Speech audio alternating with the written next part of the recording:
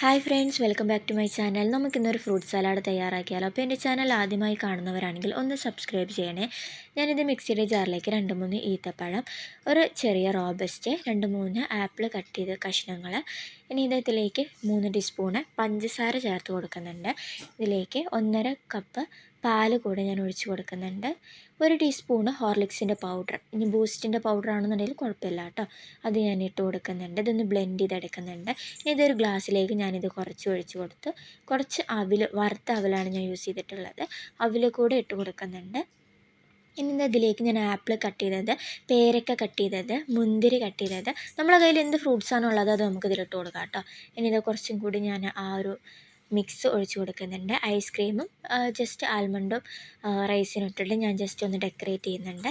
അപ്പോൾ വളരെ സിമ്പിളാണ്, നല്ല ടേസ്റ്റാണ്. എല്ലാവരും ട്രൈ ചെയ്ത് നോക്കുക. വീഡിയോ ഇഷ്ടപ്പെട്ടാൽ സബ്സ്ക്രൈബ് ചെയ്യാൻ മറക്കല്ലേ. താങ്ക്